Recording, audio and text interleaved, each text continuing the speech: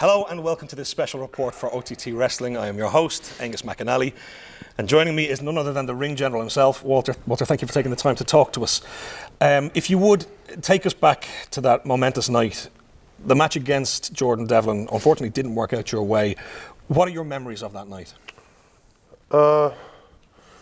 Definitely, I think Jordan brought up his game, and I think after that reign I had with the OTT belt, I think I did well after that myself, taking the next step for me. And looking back at it, I think it was one of the most memorable nights in the history of this company. And that's also the reason why I shook Jordan's hand after the match, because he stepped up for himself. He took responsibility for this place, for his home company. And I respect that. He's not my best friend now, but I respect that kind of work ethic. And well, that's an interesting part, because when you arrived here in OTT, you said that you would take OTT, grab it by the scruff of the neck, and change it and leave it for the better. Do you feel that it kind of in bringing that test to Jordan Devlin, that you say he did raise his game, and that maybe the entire company has risen up as well?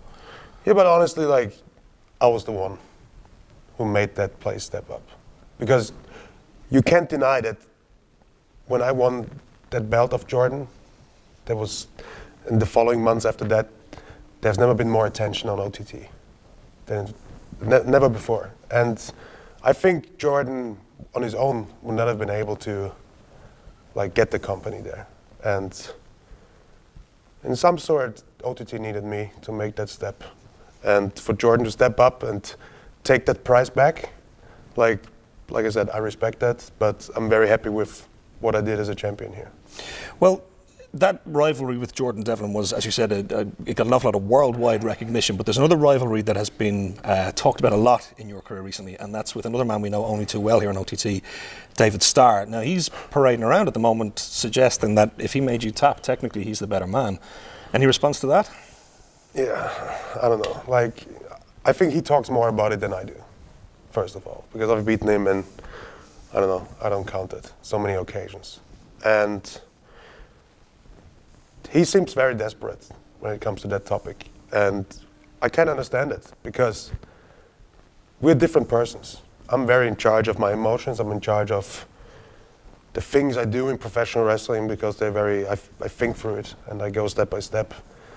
And David Starr is a person who's willing to take every shortcut to success. And I honestly think he's a little bit of a hypocrite.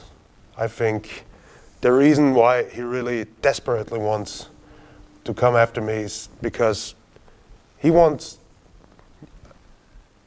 want to be like me, I would say, but he wants to be in a position that I am. But I've never been a man who took shortcuts. Yeah. I worked my way up, and I did it myself, but I also did it in a way where I respected the unwritten rules of this business. And when I started out and where I started out, there was no existing healthy business, and I had to put in a lot of work to make it.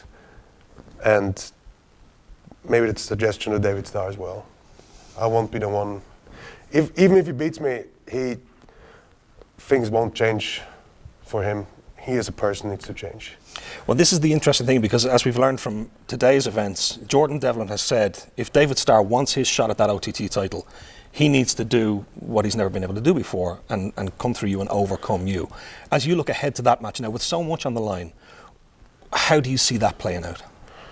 First of all, I think it's a smart move of Jordan to put him in that position, because he knows it's not just a match. It's loaded with emotions and things that happened before.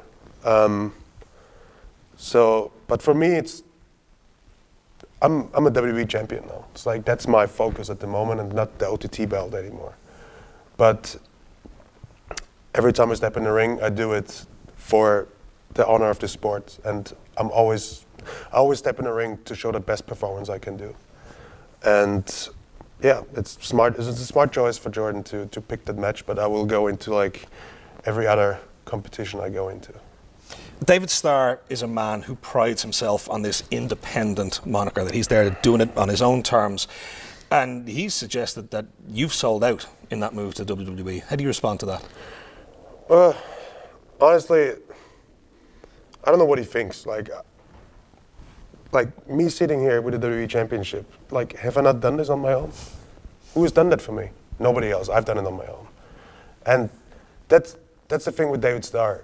He could be in my position. He's like, athletically and physically, he might be one of the best wrestlers in the world, but the issue he has that is in his head. He doesn't have the mind to be one of the greatest professional wrestlers in the world. He could be if he wants to. Because all of that, I think, is nonsense. And it's just frustration. And I think he's sad because he wants to be in the spot that I am. So this storied rivalry, you versus David Starr, comes to a head once again at the National Basketball Arena in Tallaght for Wrestlerama. The stakes have never been higher. I'm not going to lose to David Starr. I'm not going to let this happen after he keeps chasing me and he keeps annoying me. And I'm going to make sure he's not going to challenge Jordan. And if we look at it, David Starr got everything to lose. And I got nothing to lose in that match. So he better shows up with the right mindset that day. Because otherwise, for sure, I'm gonna prove again that David Starr is not on the same level than I am. Well, it's a match that I personally, and I expect all the OTT fans out there, are really looking forward to. Walter, thank you so much. Thank you.